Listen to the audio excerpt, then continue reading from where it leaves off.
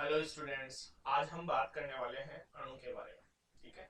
Last class में हमने discuss किया था परमाणु के बारे में और आज डिस्कस करेंगे अणु के बारे में।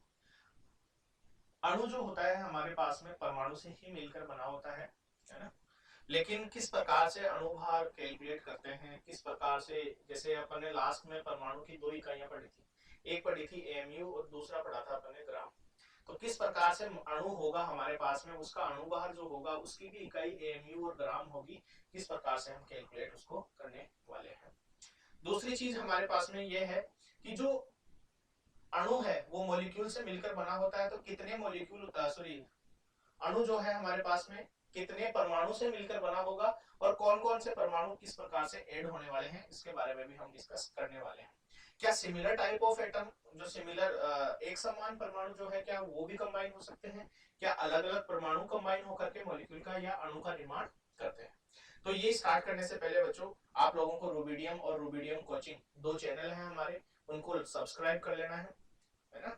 उनको क्या कर लेना है, सब्सक्राइब कर लेना है और बेल आइकन प्रेस कर लेना है।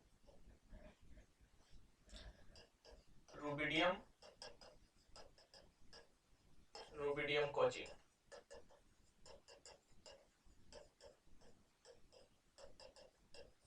ये दो चैनल है हमारे, है ना। इनको क्या कर लेना है, सब्सक्राइब कर लेना है, बेल आइकन प्रेस कर लेना है और अपने दोस्तों के साथ में जितना हो सके उतना साझा करना है। और मैं उम्मीद करता हूं बच्चों आपको बहुत ही अच्छे से ये लेक्चर्स जो मैं करा रहा हूँ बहुत अच्छे से समझ में आने वाले हैं। ठीक है। और अपने दोस्तों के साथ इसको साझा करना है, अपने दोस्तों के साथ में इसको साझा करना है। ठीक है। तो अब अपन स्टार्ट करते हैं अणु।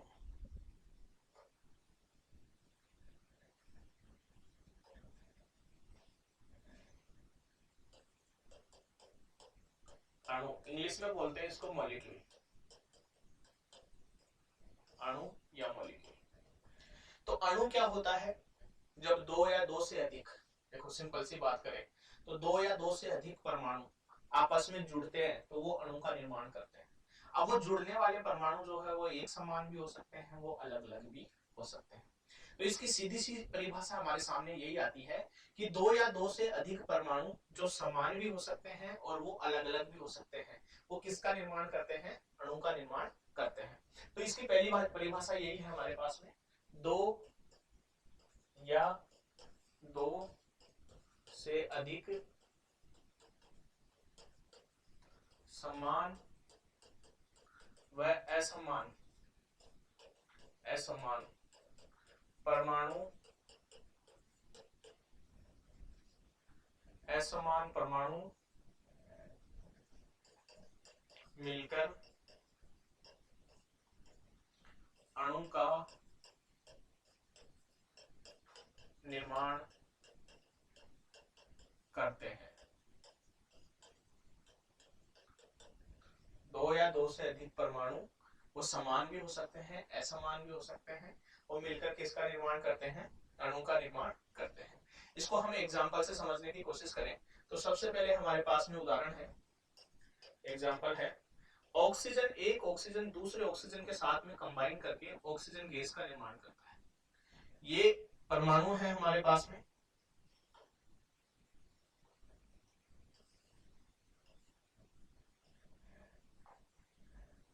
परमाणु प्लस परमाणु, और किसका निर्माण करेंगे, अणु का।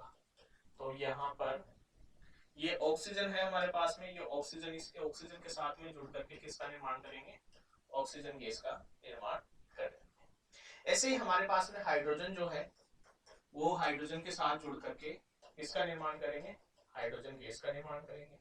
ऐसे ही हमारे पास में नाइट्रोजन है, वो नाइट्रोजन के साथ जुड़ करके किसका निर्माण करेंगे, नाइट्रोजन गैस का निर्माण करेंगे। जैसे कि मैंने परिभाषा में बताया बच्चों आपको कि दो या दो से अधिक, दो या दो से अधिक समान या असमान परमाणु मिलकर के किसका निर्माण करते हैं, अणु का निर्माण करते हैं। किसका निर्माण करते हैं, अणु का निर्माण करते हैं। तो यहाँ पर ध्यान देना बच्चों, यहाँ पर जितने भी परमाणु, ऑक्सीजन किसके साथ, ऑक्सीजन के साथ में, यानी समान प्रकार के परमाणु के साथ में जुड़ा है। हाइड्रोजन किसके साथ में, हाइड्रोजन के साथ में, यानी समान प्रकार के परमाणु के साथ में जुड़ा है। नाइट्रोजन किसके साथ में, नाइट्रोजन के साथ में, यानी समान प्रकार के परमाणु के साथ में जुड़ा है। तो समान प्रकार के परमाणु यहाँ पर जुड़ करके किसका निर्माण कर रहे हैं, अणु का निर्माण कर रहे हैं। दूसरी बात करें हम, हमारे पास में नाइट्रोजन है। अगर नाइट्रोजन को मैं हाइड्रोजन के साथ में जोड़ दूं, इसके साथ में, हाइड्रोजन के साथ में, तो हमारे पास में यहाँ पर NH3 का निर्माण होता है। यानी अगर एक नाइट्रोजन हो और तीन हाइड्रोजन हो, तीन हाइड्रोजन हो तो किसका निर्माण करेंगे, NH3 का निर्माण करेंगे। ऐसे ही अगर मेरे पास में दो हाइड्रोजन हो, दो हाइड्रोजन हो और एक ऑक्सीजन हो, एक ऑक्सीजन हो, तो किसका निर्माण करेंगे, H2O का निर्माण करेंगे। तो परिभाषा के आधार पर हमने देखा था कि दो या दो से अधिक समान या असमान परमाणु आपस में संयोजित होते हैं या आपस में जुड़ते हैं तो किसका निर्माण करते हैं, अणु का निर्माण करते हैं। तो यहाँ से हमने देखा कि समान परमाणु जुड़ के भी अणु का निर्माण कर सकते हैं और असमान परमाणु जुड़कर भी अणु का निर्माण कर सकते हैं।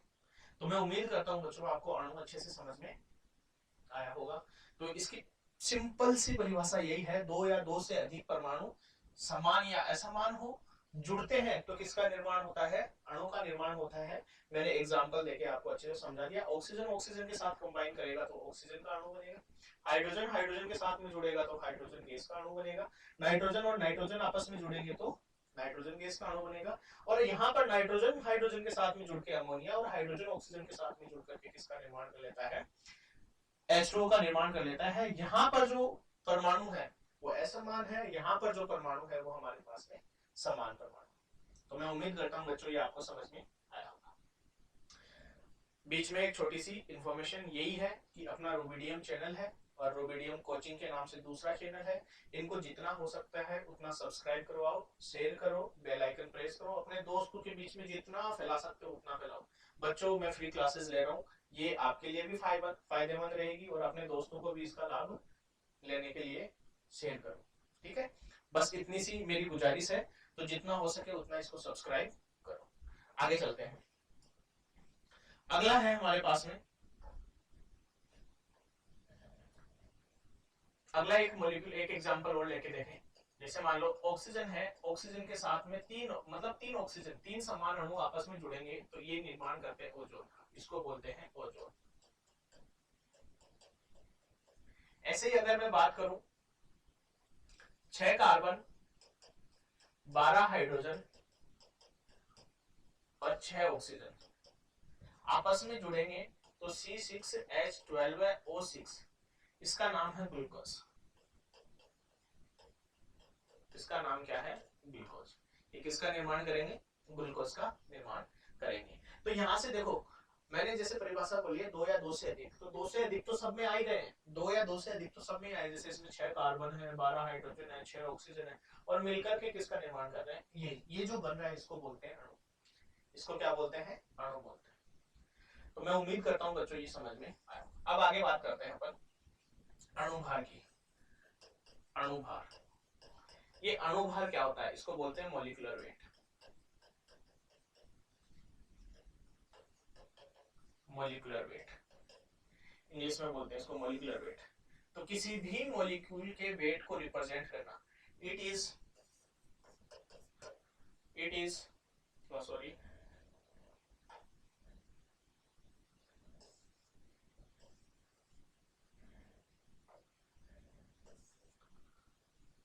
किसी भी अणु का भार अणुभार कहलाता है। क्या कहलाता है, अणुभार, अणुभार कहलाता है। जैसे फॉर एग्जांपल है हमारे पास में H2O है, H2O का भार है हमारे पास में 18। अमोनिया है, अमोनिया का भार है हमारे पास में 17। C6H12O6 है, इसका भार है हमारे पास में 180। तो ये क्या है, ये इनका अणुभार है। क्या है, अणुभार है। किसी भी अणु के भार को प्रदर्शित करना अणुभार कहलाता है, या किसी भी अणु का भार उसका क्या कहलाता है, अणुभार कहलाता है। तो अणुभार यही है, किसी भी अणु का भार है वो अणुभार कहलाता है। कैलकुलेट कैसे करते हैं अभी मैं एग्जांपल से समझाने की कोशिश करूंगा। ये आप लोगों को अच्छे से समझ में आ गया होगा। आगे चलते हैं, अब अणुभार कैलकुलेट कैसे करते हैं। जैसे फॉर एग्जांपल हमारे पास में है अमोनिया NH3, इसका पोस्टमार्टम करो। सबसे पहले तो इसके टुकड़े टुकड़े कर दो, ये किससे मिलकर बना हुआ है, यानी अलग अलग कर दो इसको, किससे मिलकर ये बना हुआ है। तो देखो, एक नाइट्रोजन से मिलकर बना हुआ है और 3 हाइड्रोजन से मिलकर बना हुआ है। एक नाइट्रोजन और 3 हाइड्रोजन। तो यहाँ पर ध्यान देने वाली बात है बेटा, एक नाइट्रोजन है और एक नाइट्रोजन जो है उसका परमाणु भार कितना होता है, 14। एक परमाणु नाइट्रोजन का परमाणु भार कितना होता है, 14। और 3 हाइड्रोजन है और एक हाइड्रोजन का परमाणु भार होता है 1। तो इस प्रकार से 14 प्लस 3 यानी अमोनिया का परमाणु भार आ गया 17, सॉरी अणुभार आ गया 17। अमोनिया का अणुभार कितना आ गया, 17। इस प्रकार से इसका पोस्टमार्टम कर देंगे तो अणुभार की परिभाषा हमारे पास में दूसरी ये भी सामने आती है कि जो जिन जिन परमाणु से वो मिलकर बना हुआ है, जिन जिन परमाणु से वो मिलकर बना हुआ है, उन परमाणु का परमाणु भार योग करने पर जो हमें प्राप्त होता है वो उस अणु का अणुभार कहलाता है। तो देखो, ये जो अणु है वो किस किस से मिलकर बना हुआ है, एक नाइट्रोजन से और 3 हाइड्रोजन से, एक नाइट्रोजन से और 3 हाइड्रोजन से। तो इन सबका परमाणु भार, एक नाइट्रोजन का परमाणु भार ये, 3 हाइड्रोजन का परमाणु भार ये, इन सबका हमने क्या कर दिया, योग कर दिया। योग करने से जो हमें प्राप्त हो रहा है वो क्या कहलाता है, अणुभार कहलाता है। वो क्या कहलाता है, अणुभार कहलाता है। अब आगे चलते हैं दूसरा एग्जांपल, जैसे H2 है हमारे पास, H2 है, ये किससे मिलकर बना हुआ है, 2 हाइड्रोजन से और 1 ऑक्सीजन से। तो 2 हाइड्रोजन, एक हाइड्रोजन का 1 होता है तो 2 हाइड्रोजन का ये, और 1 ऑक्सीजन का 16 होता है तो ये हो गया 16। तो हमारे पास में आ गया ये 2 और ये 18, सॉरी 16। तो हमारे पास में ये टोटल आ गया 18। तो H2O जो है, उस H2O का अणुभार जो जल है, ये H2O यानी वाटर, जो जल है उस जल का अणुभार हमारे पास में आ गया 18। अब ध्यान देना बेटा, इसके आगे ना तो मैंने AMU लिखा है ना मैंने ग्राम लिखा है, केवल मैंने इसका अणुभार निकाला है। किस यूनिट में रिप्रेजेंट करना है वो मैंने अभी नहीं लिखा है, ठीक है। आगे चलते हैं, देखो अब आगे चलते हैं। आगे है हमारे पास में एक एग्जांपल और ले लेते हैं, C6H12O6। ये है हमारे पास में ग्लूकोज, जैसा मैंने बताया। तो ये 6 कार्बन से मिलकर बना हुआ है, प्लस 12 हाइड्रोजन से मिलकर बना हुआ है, प्लस 6 ऑक्सीजन से मिलकर बना हुआ है, 6 ऑक्सीजन से मिलकर बना हुआ है। अब ध्यान देना, हमें पता है कि एक कार्बन का 12 होता है तो 6 कार्बन का 6 गुणा 12, प्लस एक हाइड्रोजन का 1 होता है तो 12 हाइड्रोजन का 12 गुणा 1, प्लस एक ऑक्सीजन का 16 होता है तो 6 ऑक्सीजन का 1। तो इसको योग करेंगे तो 12 छिगानी 72 प्लस 12 और 16 छिगानी 96। तो हम इन सबको जोड़ देंगे तो हमारे पास में आएगा 180। तो हमारे पास में ग्लूकोज का जो अणुभार है वो आ गया 180। अब ये कुछ कुछ जो अणुभार में कैलकुलेट कर रहा हूँ ये आपको याद ही कर लेने हैं सीधे, हर बार कैलकुलेट करने नहीं बैठना है। जैसे अमोनिया का 17 होता है, जल का 18 होता है, यूरिया का 60 होता है, ग्लूकोज का 180 होता है। ये कुछ कुछ जो अणुभार है वो आपको याद ही करना है। अगला ले लेते हैं यूरिया। यूरिया NH2CONH2, इसकी स्ट्रक्चर देखें तो ये हो जाती है हमारे पास में NH2CONH2। तो ये किस किस से मिलकर बना हुआ, देखो 2 nitrogen, 1 2, 2 nitrogen plus 4 hydrogen plus 1 carbon और 1 ऑक्सीजन, ये रहा ऑक्सीजन, ठीक है। तो अब इसका कैलकुलेट करें तो 2 नाइट्रोजन, तो 2 नाइट्रोजन का 2 गुणा 14 प्लस 4 हाइड्रोजन, 1 हाइड्रोजन का ये लो, प्लस 1 कार्बन 1 गुणा 12 प्लस 1 ऑक्सीजन तो 1 गुणा 16। तो ये आ गया हमारे पास में 14 दूनी 28 प्लस 4 प्लस 12 प्लस 16। तो हमारे पास में यूरिया का जो अणुभार है वो आ जाएगा 60। तो यूरिया का अणुभार कितना आ गया, 60 आ गया। तो इस प्रकार से हम क्या कह सकते हैं, कैलकुलेट कर सकते हैं। किसी भी अणु का अणुभार जो है इस प्रकार से कैलकुलेट कर सकते हैं। तो मैं उम्मीद करता हूं बच्चों ये आपको अच्छे से समझ में आ रहा होगा। तो हमने सबसे पहले देखा कि परमाणु की क्लास अपन ने पहले ले ली थी, अणु की क्लास में देखा किस प्रकार से अणुभार कैलकुलेट करते हैं। अणु क्या होता है, 2 या 2 से अधिक परमाणु से मिलकर बना होता है। वो समान भी हो सकते हैं, असमान भी हो सकते हैं। और अणु में जो जो परमाणु उपस्थित है उतने परमाणु को, उनके परमाणु का परमाणु भार ऐड कर देंगे, जोड़ देंगे, तो हमें उसका अणुभार मिल जाएगा। ठीक है, आगे चलते हैं, आगे बात करते हैं इसकी यूनिट की। इकाई,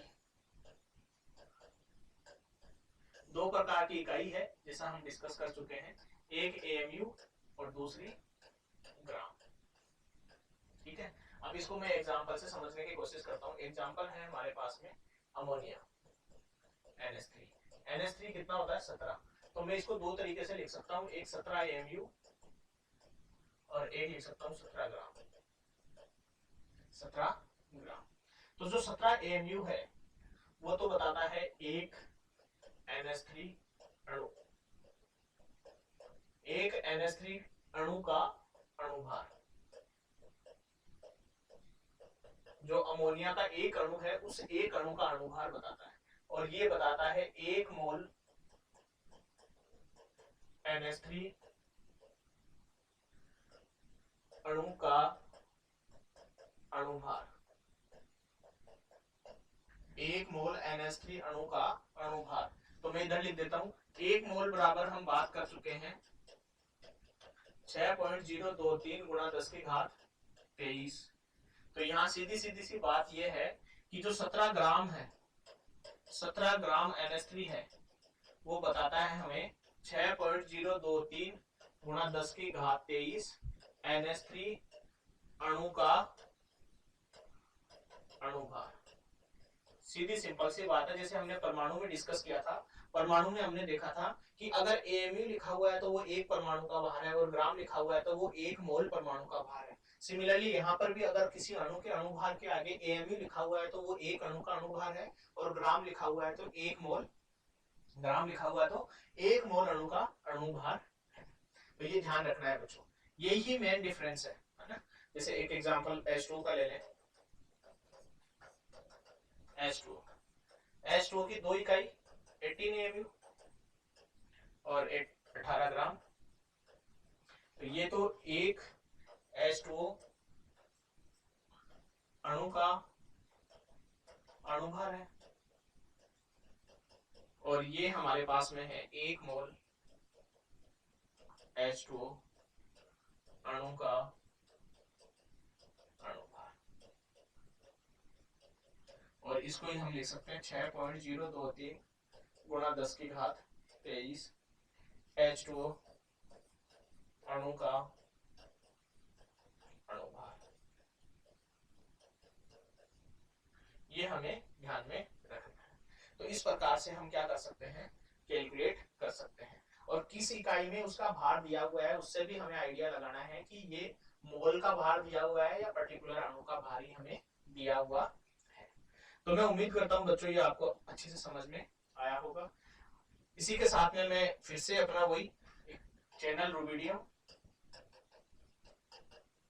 दूसरा चैनल रूबिडियम कोचिंग,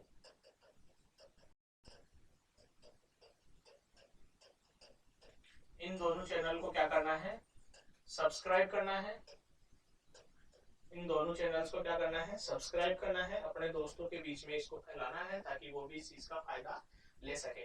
तो बच्चों हमने अणु के बारे में डिस्कस किया है, पिछली क्लास में परमाणु के बारे में डिस्कस किया था। दोनों का भार अगर इकाई में दिया हुआ तो उसका क्या मतलब है वो हमने समझने की कोशिश करी है। अब अगले लेक्चर में हम अणु परमाणु में किस प्रकार से क्या रिलेशन हो सकता है वो डिस्कस करने वाले हैं।